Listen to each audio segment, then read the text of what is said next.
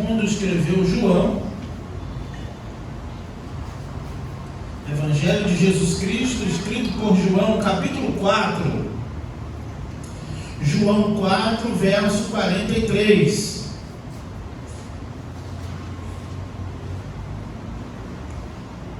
Diz assim a palavra do Senhor: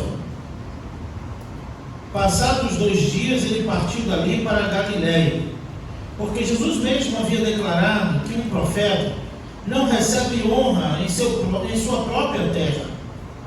Logo que chegou a Galiléia, os galileus o receberam, porque tinham visto todas as coisas que ele fizera em Jerusalém por ocasião da festa da Páscoa, pois também eles tinham ido à festa.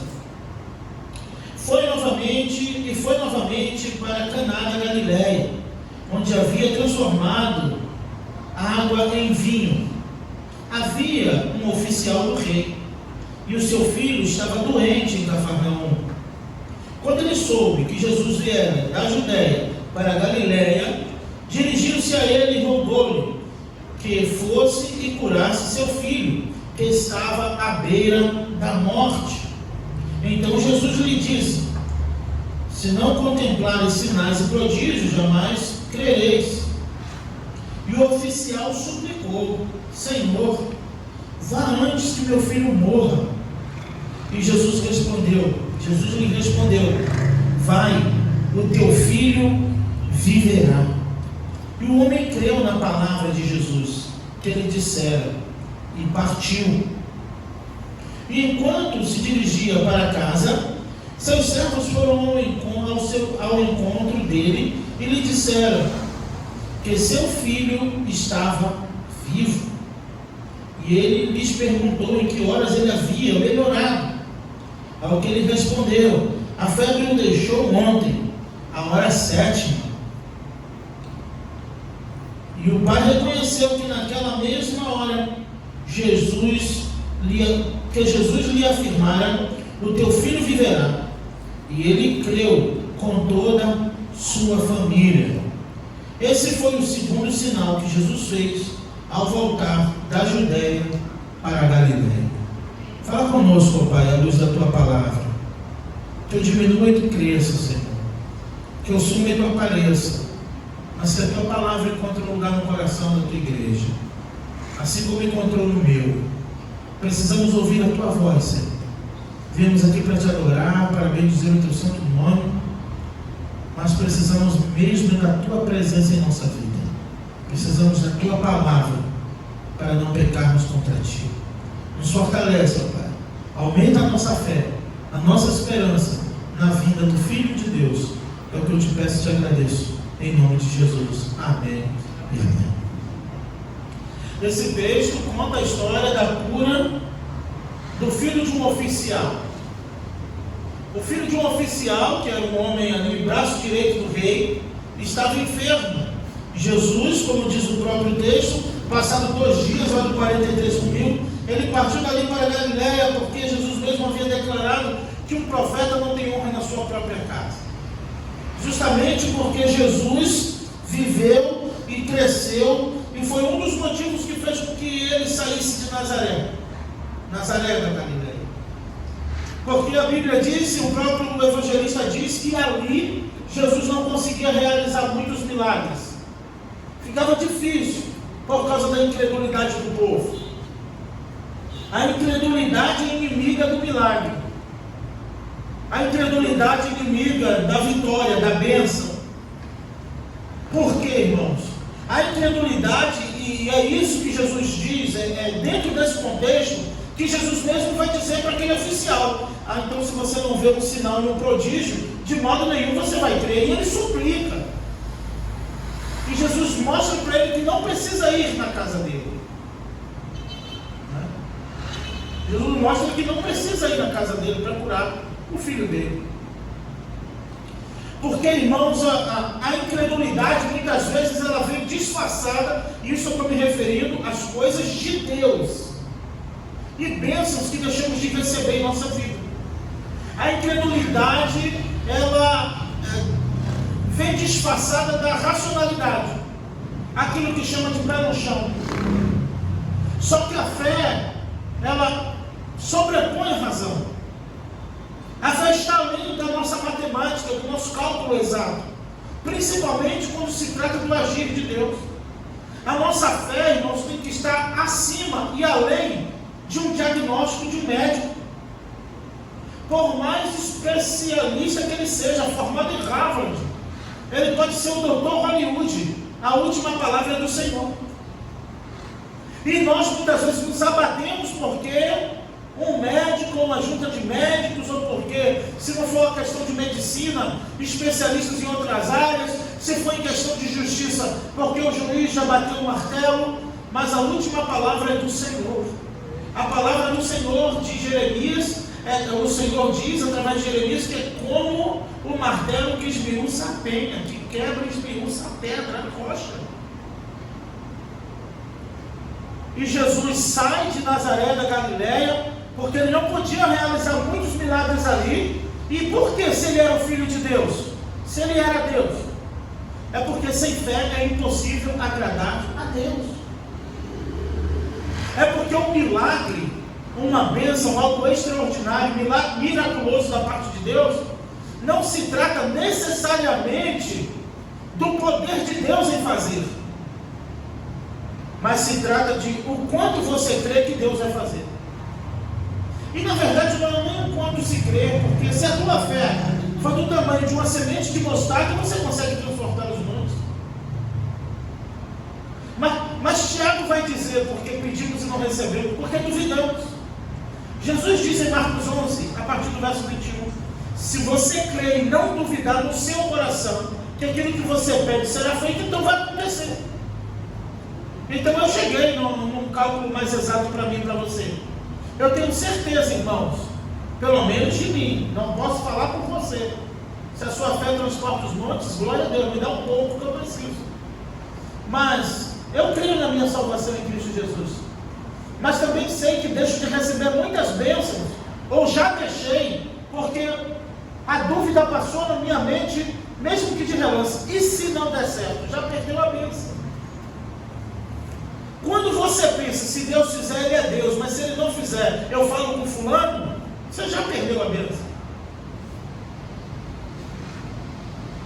Porque a fé em Deus se trata de dependência única e exclusivamente de Deus, não de um médico, não de um remédio, não de um padrão, não de um juiz, e nem tampouco das circunstâncias.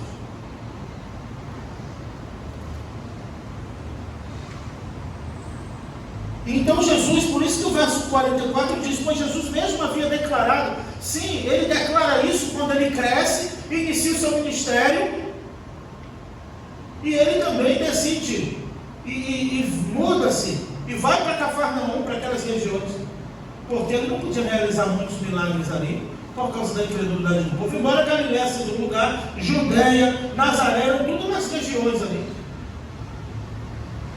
E quando Jesus sai de Nazaré, ele diz, um profeta não tem honra senão na sua própria casa. Então o único lugar onde um profeta não tem honra é na sua própria terra. É sobre isso que Jesus quis dizer. Por quê?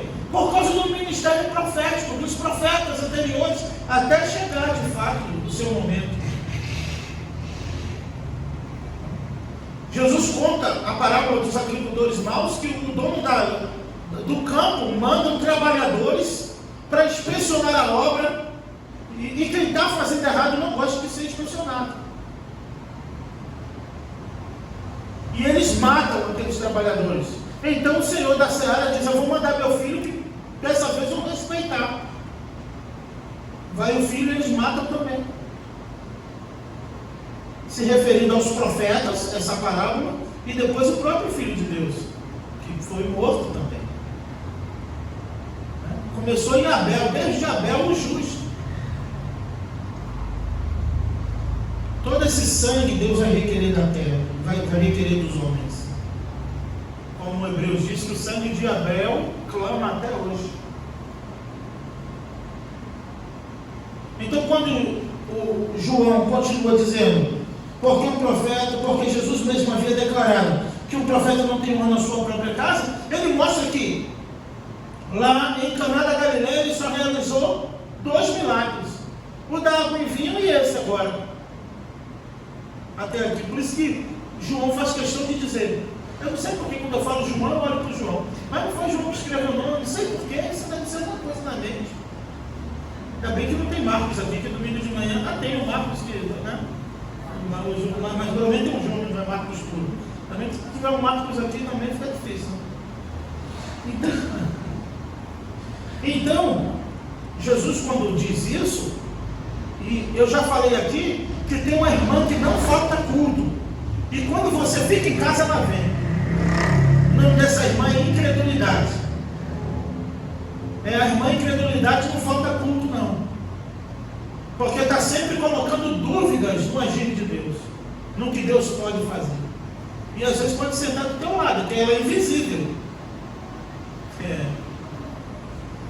Então quando a dúvida vira em seu coração se Deus vai fazer ou não, você tem que dizer, está repreendido em nome de Jesus. Senhor, eu creio que tu vai fazer. Uma coisa é você crer que Deus pode fazer e entender que Ele faz se Ele quiser fazer ou não. Que aí está no plano da vontade de Deus.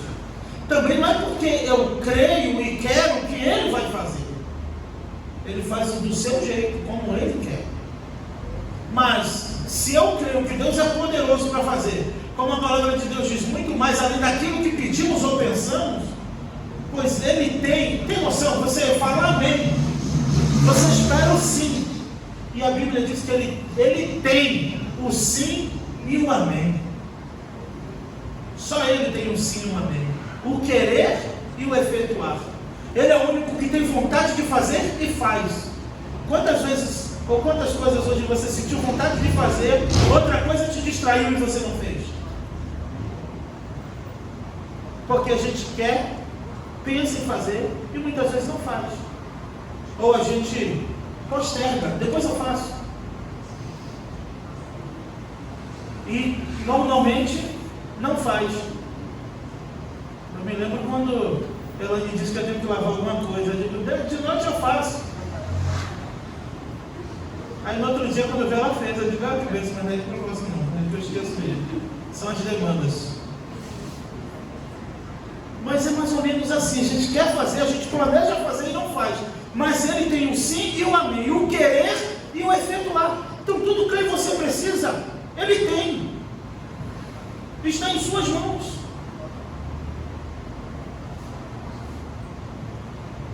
E Jesus, quando percebeu que na multidão ali em Nazaré, pessoas iam, e todo o seu ministério foi assim, mas eu também não sei porque em Nazaré foi tanta incredulidade, porque todo mundo dizia, não é esse filho de José o carpinteiro?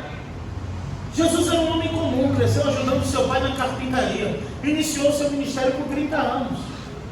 Quantos banquinhos, quantos tamboretes, como diz na Bahia, quantas mesinhas não entregou na casa de um fariseu daquele, na hora que Jesus, aquele menino exemplar, filho de José o carpinteiro, entra na sinagoga, lê o texto e diz assim, essa profecia se cumpriu hoje aqui, sou eu. Olharam para o outro e tiveram crise, blasfêmia. Não é esse filho de José o carpinteiro? Sua mãe, seus irmãos e suas irmãs não estão aqui entre nós? A gente viu esse menino crescer, como ele afirma agora que é o filho de Deus. Eu peguei no colo, já viu a pessoa diz assim, olha, eu peguei no colo. Era o filho de Deus. Então, nesse ponto aqui, que um profeta não tem honra na sua própria casa, não é no sentido de honrar, de ter que dar méritos, de dar honrarias, mas de, no mínimo, reconhecê-lo como filho de Deus. E o lugar mais difícil, principalmente quem não cresceu em um lar cristão, o lugar mais difícil para provar que você nasceu de novo é dentro de casa. Eu já contei isso aqui, um primo meu já partiu, mas um primo meu, eu me lembro disso. Tudo que ele falava, sim, santo, fala, profeta. Sabe por que estava indo para a igreja? Não podia falhar. Perturbava o juízo dele quando ele perdia a paciência. Pastorzinho, e nem pastor ele queria ser, mas é tudo para mostrar que você não é nada. Por que é mais difícil? Porque no contexto familiar, no contexto da própria casa, que todos conhecem nossos defeitos e qualidades mais do que ninguém. E a gente sabe que vai falar, que vai irritar, que vai entristecer, que não vai. E aí atinge quando a pessoa perde as estribeiras, como diz o outro, e está faltando domínio próprio. E você que foi a varinha de Satanás, para ficar incitando a contenda ali? Esqueceu quem te usou para isso? Porque faz o irmão pecar. E aí a pessoa perde a honra. Porque como pode? Perde a honra na sua própria casa. Dentro disso que Jesus quis dizer, do profeta que não tinha honra em Jerusalém, e ele imagina no pensamento de Jesus, cresceu ali um filho de Deus, ele não declarou a ninguém que era o filho de Deus, até os 30 anos, quando ele inicia o seu ministério, as pessoas duvidam. Os seus irmãos duvidaram dele. Tem uma parte no Evangelho de Mateus, se eu não me engano, no capítulo 12, mas eu não tenho certeza, que tem assim, a incredulidade dos irmãos de Jesus. Um subtítulo. Que quando eles dizem, você não tem autoridade, você não ensina, vai lá em Jerusalém, vai lá no templo ensinar. Cheio de gente que mostra a tua autoridade lá, e Jesus foi lá e pregou. Não para provar nada para eles, mas normalmente Jesus foi lá no templo e ensinou. Eles ficaram admirados com a sua doutrina. Então a incredulidade a esse ponto aqui que Jesus diz que o profeta não tem honra, é que as palavras dele não tinham crédito ali em Jerusalém, em Nazaré. E muitas vezes devemos vigiar o nosso coração para que a incredulidade disfarçada de razão, de racional, daquilo que é racional, daquilo que é óbvio, porque isso te faz parecer, e me faz parecer justos, quando se trata das coisas de Deus. Ser racional é a melhor maneira possível, ser prudente sim, mas a fé está acima da razão. Aquilo que eu não consigo compreender, eu creio, mas isso não quer dizer que eu tenho que fazer sacrifício de tolo, e nem tentar o Senhor, porque o próprio Jesus ensina que antes de construir uma torre, o que você tem que fazer? O cálculo do que vai gastar naquela torre, para quando passar por ali ficar pela metade, não dizer começou e não terminou. Isso é prudência, Jesus também ensina isso. Não é uma fé irresponsável. Eu não estou dizendo para você crer no sobrenatural para no final dar oferta, então fica despreocupado, que aqui a fé é pela fé mesmo, viu? Aqui eu estou falando de fé na palavra de Deus, né? Sem consulta ao SPC e Serasa, e sem empréstimo consignado, e sem maquininha no final para você passar. Então eu estou falando de fé no Filho de Deus, na cura, no milagre, naquilo que Ele pode fazer na minha e na sua vida, ainda que já tenha uma determinação médica, ainda que tenha uma sentença, ainda que tudo diga que não. Olha, eu não sei o que você está passando, mas como eu sou ser humano como você, acredito que tempos difíceis, porque os dias são maus e trabalhosos. Acredito que você está precisando de uma coisa da parte de Deus. Senão você já pode até pedir alta na igreja também. Você não precisa de Jesus. Mas ainda que todos em sua volta, todas as circunstâncias, ou todos os sinais, o calendário, o tempo, o contra-cheque, o médico, a saúde, ainda que tudo diga que não, só lembre de uma coisa: o sim está na mão de Jesus. Ele tem o sim e o amém. Ele tem o sim que eu preciso, o sim que você precisa, o amém que você precisa, o sim e o amém que nós precisamos. Será que isso não basta para você? Entender, tudo está dizendo que não, né? Teve um pregador que foi uma vez lá em Palmares que ensinou a piscar para Jesus. Você falar com Jesus, que ele colocava a chave no carro assim, olhava para você e fazia assim: Jesus, dizendo que amava Jesus. Mas eu não digo isso para você não, eu digo para você diferente. Quando tudo disser para você que não, todas essas circunstâncias estejam dizendo que não, pode dar uma olhadinha para o céu, porque Ele é o Criador dos céus e da terra, se você quiser. E só lembre de uma coisa: quando você olhar para esse sol escaldante de Bangu, diga assim: Ele tem o sim e o amém, Ele tem o que eu preciso, o sol da justiça, o Filho de Deus.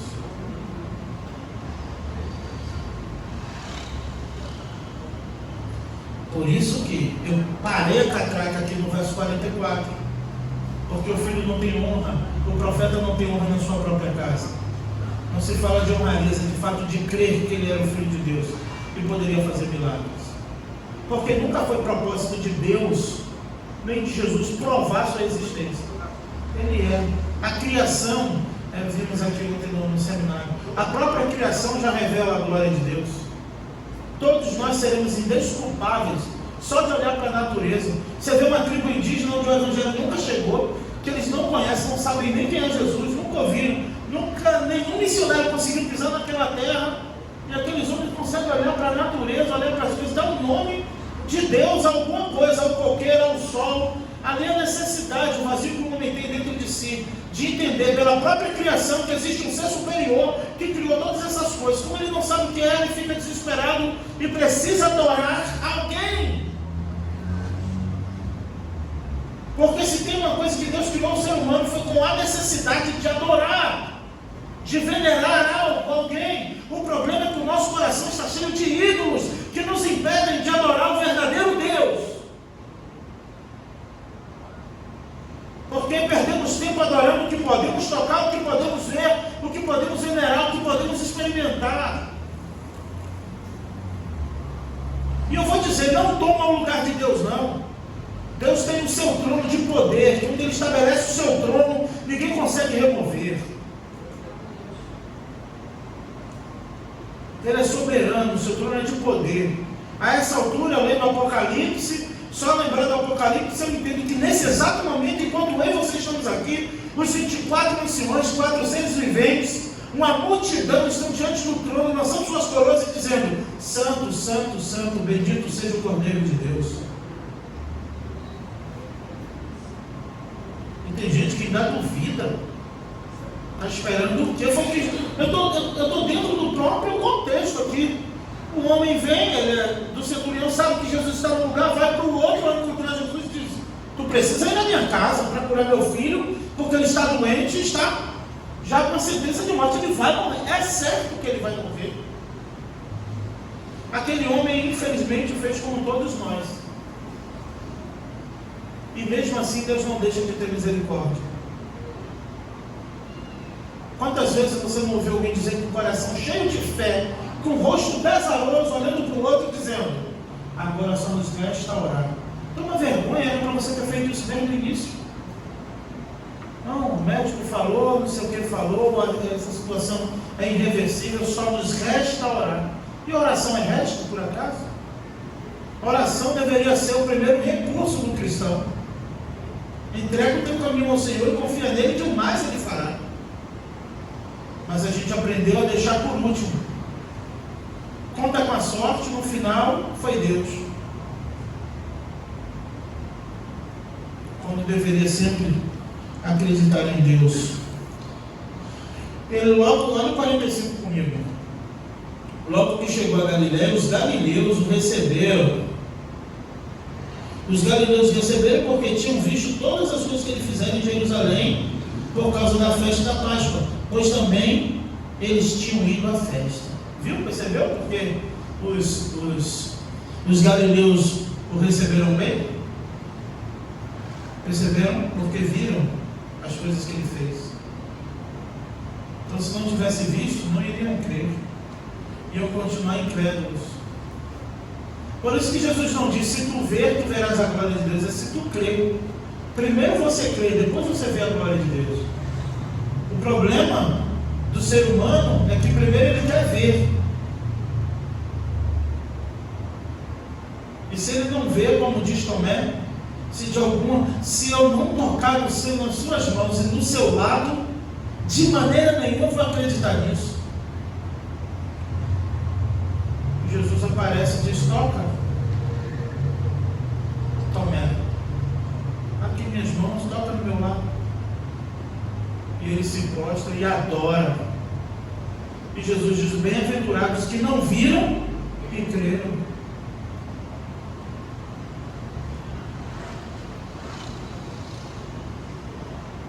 A incredulidade disfarçada de razão tem impedido de que o Senhor realize muitos milagres no meio do seu povo. incredulidade disfarçada de razão. Mas quando se trata das coisas de Deus, você tem que ler Isaías 55. Os meus pensamentos não são os vossos pensamentos. Os meus caminhos não são os vossos caminhos.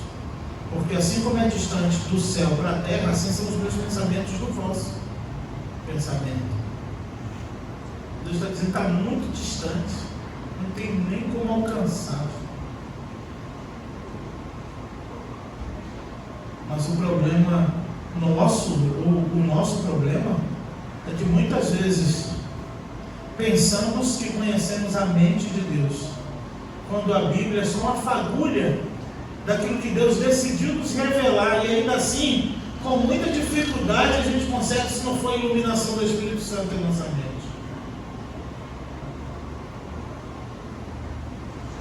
E não sei porquê. De alguma forma caímos nesse embaraço, nesse laço do passarinheiro, de pensar que conhecemos a mente de Deus. Quem conheceu a mente do Senhor? Ou quem foi o seu conselheiro? Paulo diz aos Romanos: quem deu a ele para que ele tenha que restituir? De quem ele tirou para que ele tenha que restituir?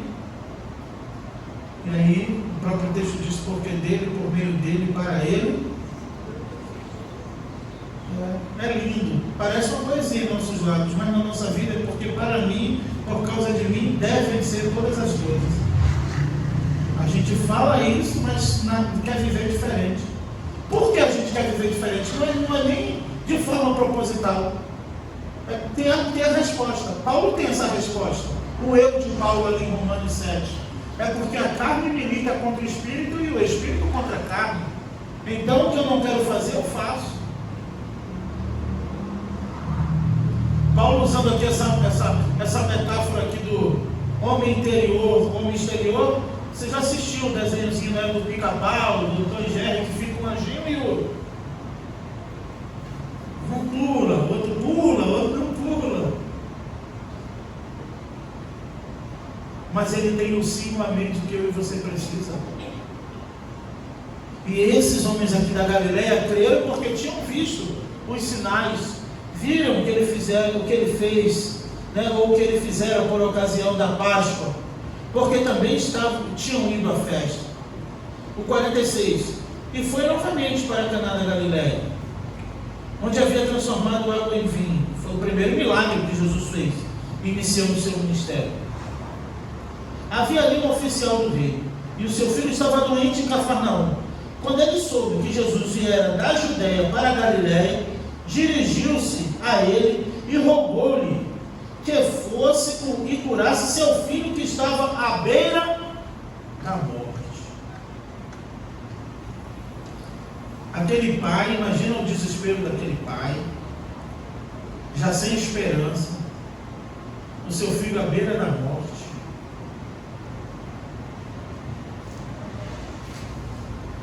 Pedindo ao Senhor que fosse à sua casa e curasse o seu filho. Quando ele soube, ele pediu que Jesus fosse e curasse, porque o seu filho estava à beira da morte. O 48, Jesus disse: se não contemplardes sinais e prodígios, jamais crereis. Jesus afirma, nem pergunta a ele.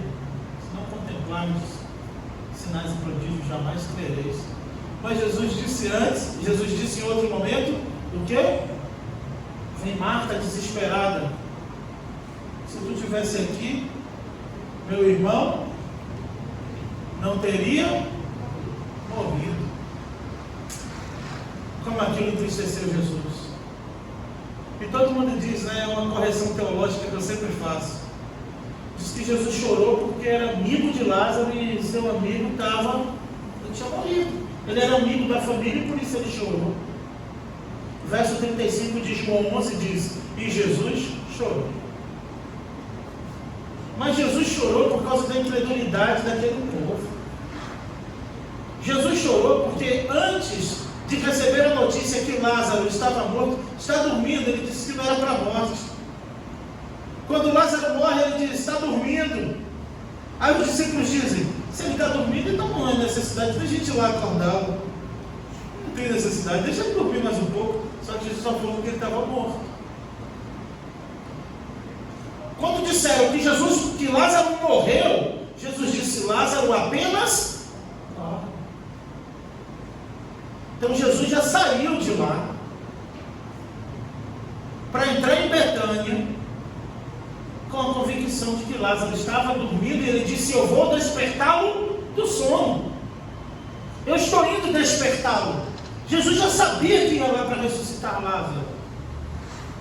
Então, como ele vai chorar pelo morto que ele sabe que está indo para ressuscitar? Como é que ele chora porque Lázaro não era amigo dele, se ele sabia que daqui a pouco ele ia falar com Lázaro de novo? Tanto que tem outro episódio que depois Jesus vai na casa de Lázaro, e eu fiquei pensando, qual foi o assunto daquele dia?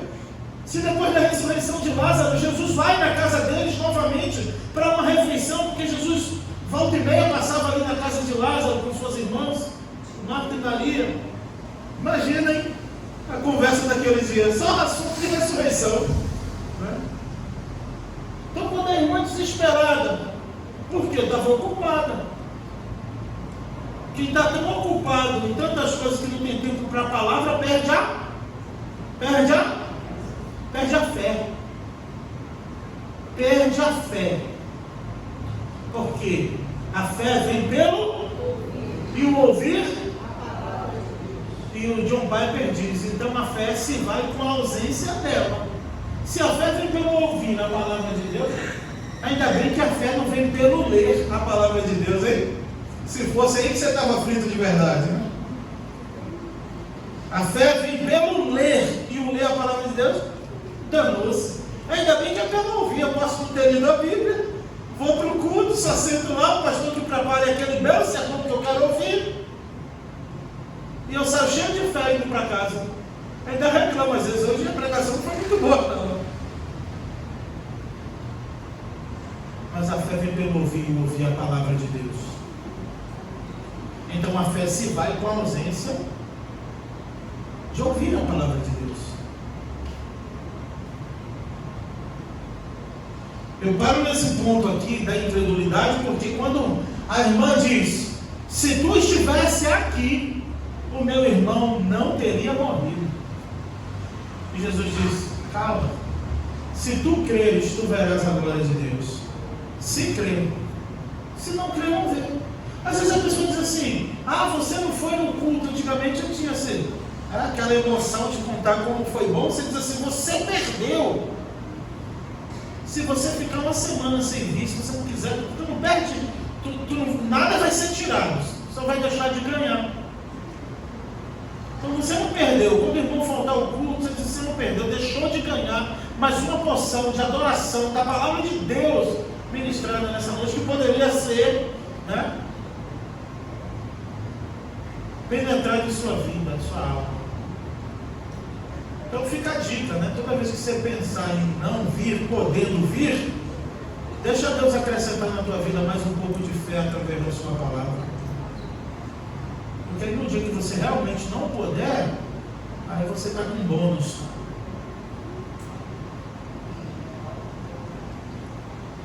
Então, se o Senhor estivesse aqui, não teria morrido. Então você precisa ver. Não, se você crer, você vai ver a glória de Deus. Lázaro apenas dorme. Não, Senhor, eu sei. É esse paradoxo na própria ilustração aqui de Lázaro com a sua irmã e Jesus, que eu quero que vocês entendam sobre aquilo que é racional e aquilo que é sobrenatural. Lázaro, 4 dias de morto, corpo fétido.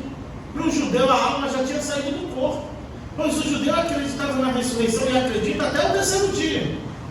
Mas no 4º dia, não tem mais como, agora está fedendo. A alma já saiu do corpo na cabeça do judeu. Então, Jesus vem no 4º dia. Ela está reclamando, não é porque Jesus veio no 3º, é porque ele veio no 4º dia.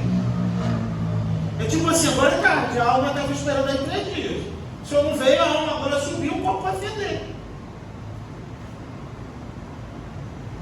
E aí Jesus disse: se tu crer, tu verás a glória de Deus. Não, Lázaro apenas dorme, eu vou despertá-lo do sono. Eu sei, Senhor, eu creio na ressurreição do 3º dia. Ela não diz eu creio, que até no 4º dia tu pode ressuscitar o morto. E aí o que a gente diz sobre isso? Esse menino aqui estava à beira da morte, mas Lázaro estava morto com 4 dias de morto.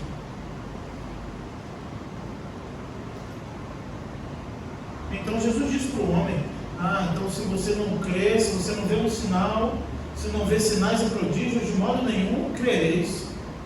Aí ele suplica.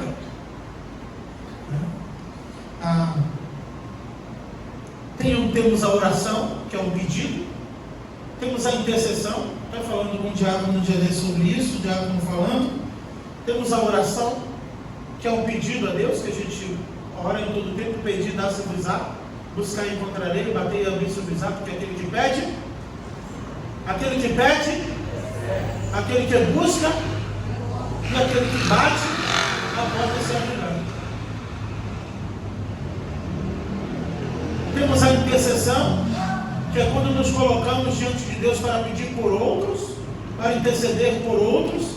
Por isso se chama intercessão, entrar na frente, interceder. Temos a súplica, que é implorar, é orar desesperadamente, sem qualquer outro recurso. Esse homem suplica porque o filho já estava à beira da morte e só tinha Jesus ali. É como a mulher do fluxo de sangue que gastou tudo com médicos, mas ela viu Jesus passando e ela disse: tão somente eu tocar na orla do seu manto, eu ficarei curada. Que fé! Mesmo sendo o último recurso dela, Jesus se tornou o único recurso capaz de salvar a vida dessa mulher. Então o filho à beira da morte, um pai desesperado, ele disse: de maneira nenhuma você vai crer se não ver sinais e prodígios. Aí ele suplica, ele implora: Senhor, vai antes que meu filho morra. Se ele morrer, não tem mais jeito. Para Jesus tinha jeito. Percebe a misericórdia? Percebe porque os discípulos um dia reúnem-se entre eles e discutiram? Toda vez o Senhor chama a gente dizendo que a gente tem pouca fé. Para tudo o Senhor olhava para quem? Jesus, quando falava homens de pouca fé, toda vez que ele fala isso, ele fala com quem? Você sabe com quem é? O público dele? Os fariseus? Os escribas? Não, os discípulos. Impressionante, né? Que viu Lázaro ressuscitar, que viu ele andar sobre as águas, que viu tudo acontecer, mas toda vez ele sobe ao monte com Pedro, Tiago e João. Quando desce no pé do monte, 9 tentando expulsar demônio de um menino que ora se jogava no fogo, ora se jogava na água, e os 9 fizeram a fila e ninguém conseguiu expulsar. E aí o homem desesperado: socorre meu filho, porque teus discípulos aqui não resolveram nada. Aí Jesus olha para eles e diz: homem de pouca fé, até quando eu vou estar com vocês? Ó geração incrédula, até quando vocês me terão aqui? Para os 12. Toda vez que Jesus fala homens de pouca fé, são para aqueles que comem, que dormem no barquinho, que pesca com ele, que vai na casa de Jairo, que vai na casa de Lázaro, que vê o filho da viúva de Naim ressuscitar. Aqueles mais próximos são os que mais duvidam. E no final, na ressurreição, quando ele diz: eu estou aqui no tema incredulidade versus fé. Até no último instante, quando ele diz: ficar em Jerusalém até que do outro seja revestido de poder, ele marca o encontro com os discípulos. E é Mateus 28, quando ele dá a grande comissão, ir por todo mundo. Ele marca, né? Agora só tem 11. Matias ainda não havia sido escolhido. Judas havia se enforcado, tinha ido se enforcar. Então vão 11 para lá. O lugar que Jesus marcou. Só que quando eles veem Jesus, essa é a diferença. O próprio texto diz em Mateus 28: uns adoraram e outros duvidaram, até no último momento. Depois de ressurreto, túmulo vazio, local marcado. Está vendo Jesus vir de onde ele disse, e no horário, no dia que ele marcou para estar naquele monte. E quando Jesus chega perto deles, uns adoraram, e só tinha 11. Só tinha 11 da caminhada toda. Esses 11, Ele atravessou a parede do cenáculo e falou com eles e disse: paz seja convosco. Mas eu não sei porquê a irmã incredulidade foi nesse dia. E diz: uns adoraram, porém outros duvidaram. Duvidaram que ele era o Filho de Deus. Duvidaram porque com certeza agora o seu rosto estava transfigurado, ele já não tinha mais o mesmo semblante. Mas duvidaram.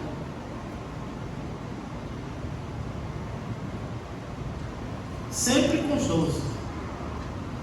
E o interessante é que pregamos sobre fé, sobre milagres, sobre as bênçãos de Deus, sobre o que Deus pode fazer, não só eu, como nesse exato momento muitos pastores estão fazendo agora no púlpito, nesse exato momento. Se não for hoje, amanhã, domingo, no nosso costume brasileiro, os dias de culto, quarta, domingo, manhã, quinta, sexta, seja o dia qual for, para dizer para um povo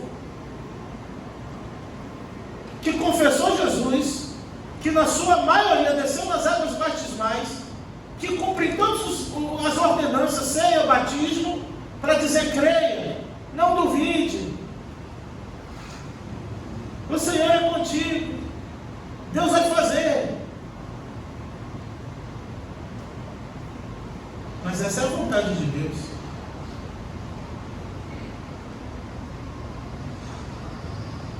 Então, dizer para os evangélicos, para os cristãos, que ele tem que acreditar é um grande paradoxo.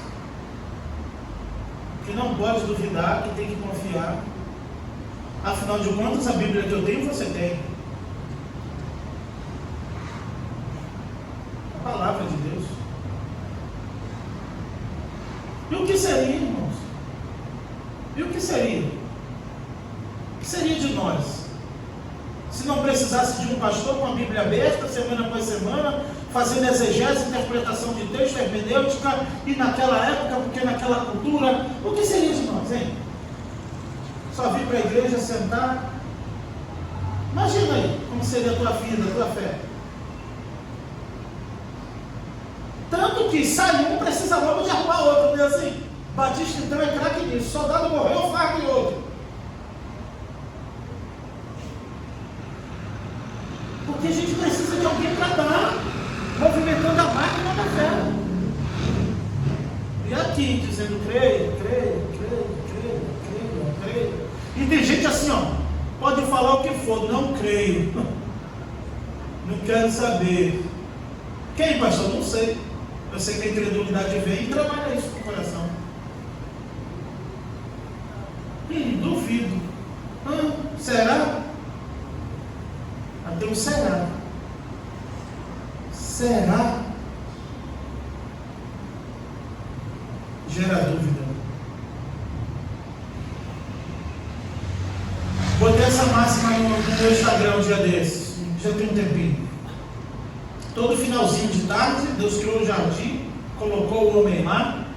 E todo finalzinho de tarde, o que a Bíblia diz que Deus fazia? Aí viu que não era bom que ele ficasse só, fez uma ajudadora, uma mulher, Eva. Lhe deu ali a vice-gerência da criação. Põe o nome em tudo, Adão. Os animais, governe sobre os peixes, sobre tudo. Você é um governador. Você vai gerenciar tudo. Então no finalzinho de tarde, Gênesis diz que Deus ia lá para ser adorado. Ia lá conversar com Adão.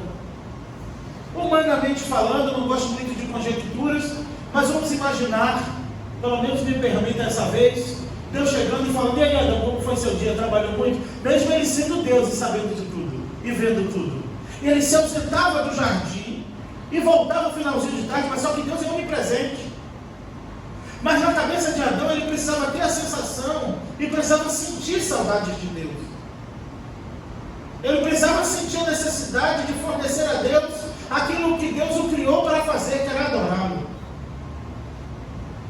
Então todo finalzinho de tarde Deus ia falar com Adão. Só bastou uma manhã.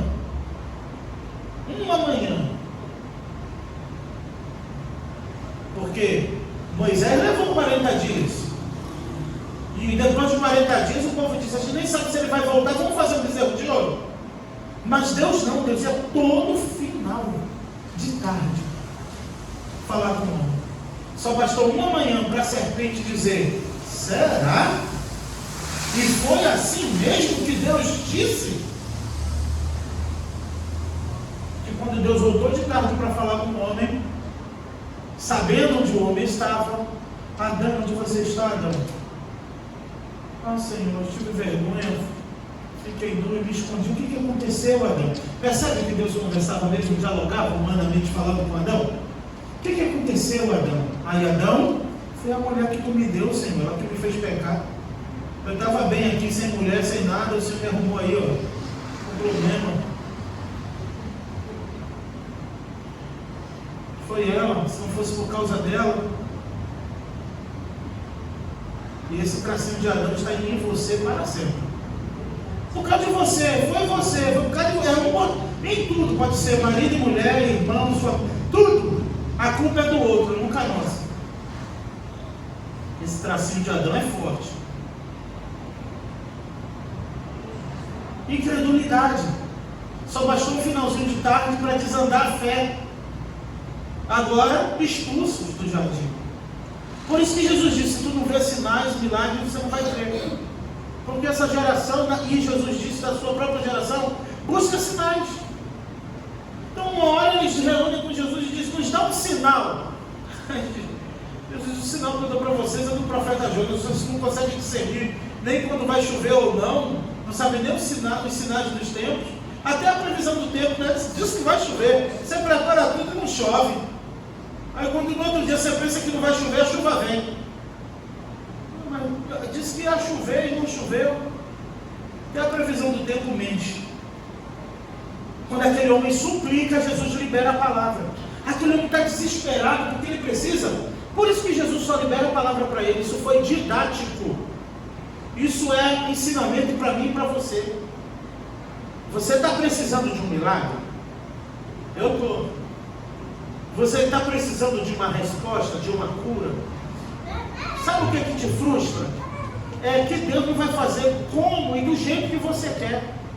Pare de se preocupar com isso, que é isso que dá ansiedade, isso que dá desespero, é isso que dá angústia. Porque você pensa: se não for desse jeito, não tem como Deus fazer. Tem sim, é você que não sabe.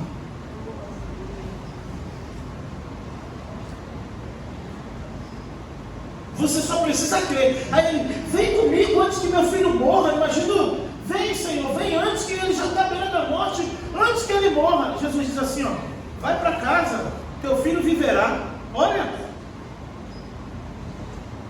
se fosse eu, irmãos, me perdoe, Senhor, mas talvez se fosse eu dizer: será? E se eu viajar tudo e chegar lá e não estiver curado? Onde é que eu vou te achar? Qual o PROCON que eu vou ligar para reclamar? Qual o número da reclamação? Qual o número do saque? Vai, teu filho viverá. E ele creu. Foi para casa. Antes de chegar em casa, os seus servos vêm dizendo o quê? Teu filho está vivo. Ele ficou bom do nada. Ele começou a se recuperar do nada. Não veio médico, não veio ninguém aqui, ele está bom, está são. Aí o homem diz assim: que horas que ele ficou curado? 7ª hora, na hora 7ª, 1h da tarde. Aí ele lembrou, na mesma hora em que Jesus liberou a palavra dizendo: teu filho viverá. Mas ele só recebeu a notícia quando chegou em casa. Eu aproveito para mexer um pouco mais, para cavucar um pouquinho mais a sua fé.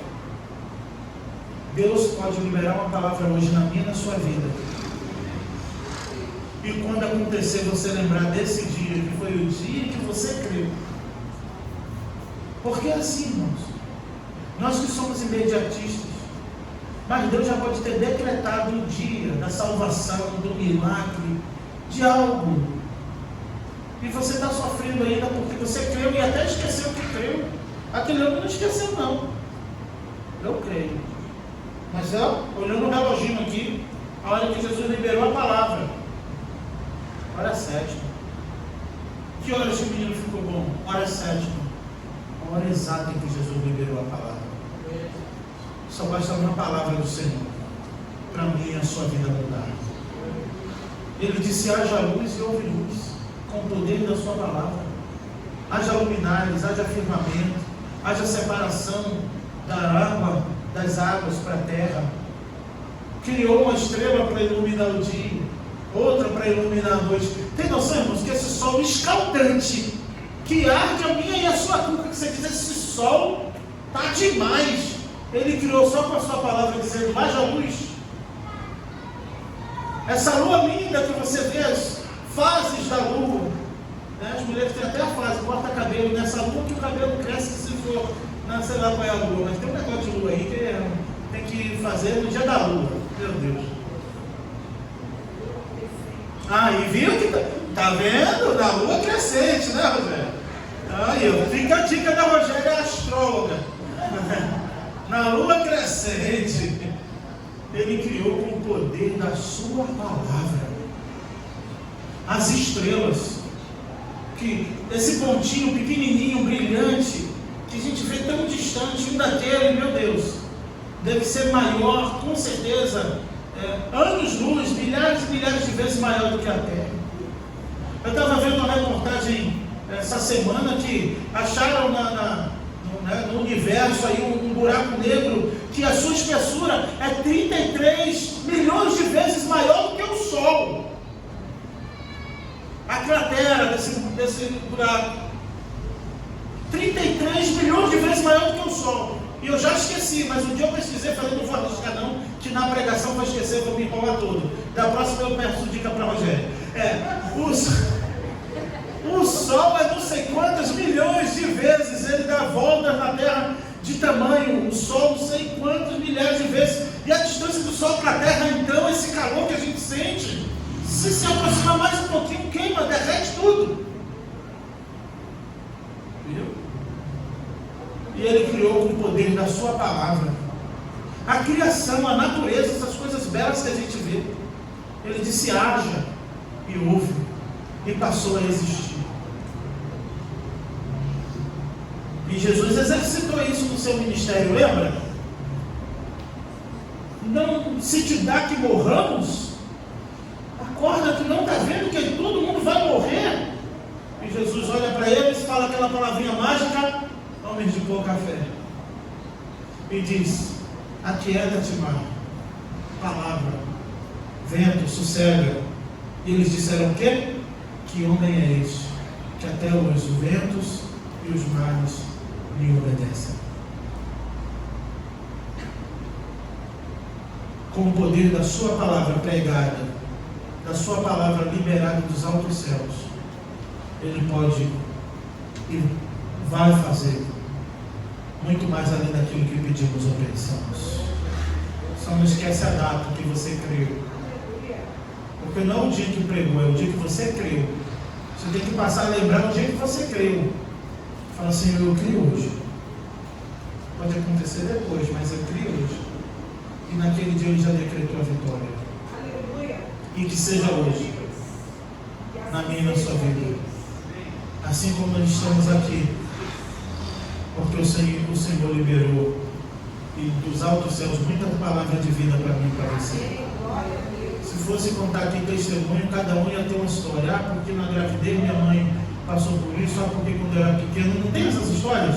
E o médico disse que não ia passar dos 9, aquela irmã Elisa, a qual eu mencionei hoje, uma irmã nossa que Deus tenha, ela disse que os médicos disseram que ela não ia passar dos 19, ela sempre dizia, até os 90 e poucos anos dela, ela dizendo, os médicos diziam que eu não ia passar dos 19 anos, e olhando para ela, irmã, já com 90.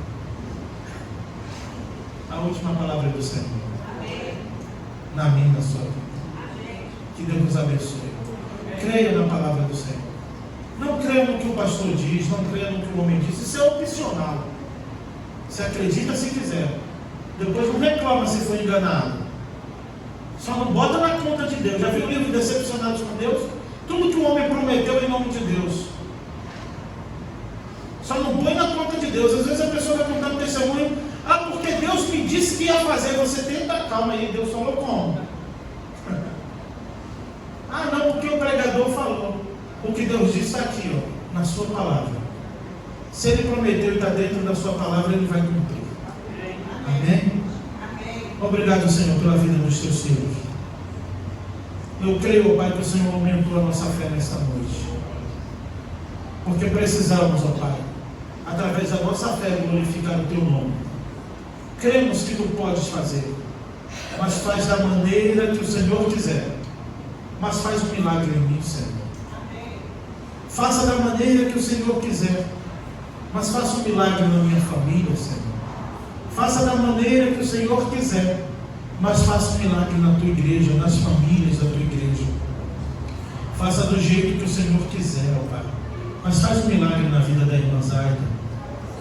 Seja feita a Tua vontade, faça como o Senhor quiser, mas faz um milagre na vida do Anderson. Faz um milagre, ó Pai, na vida da irmã Sônia Feliciano. Faz um milagre na vida dos enfermos da Tua casa. Faz um milagre na vida, ó Pai, daqueles que estão embaraçados, enrolados, não conseguem se desvencilhar, não vê solução, não vê esperança, ó Deus. Faz um milagre, faça do seu jeito, Senhor. Mas faça um milagre, porque cremos que Tu podes fazer.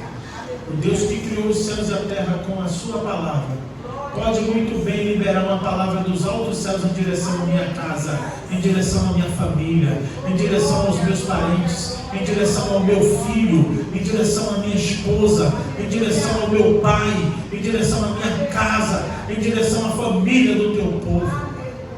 Só basta o Senhor querer, porque em Ti está o sim e o amém, tanto o querer quanto o realizar. Obrigado, Senhor, por tudo, em nome de Jesus.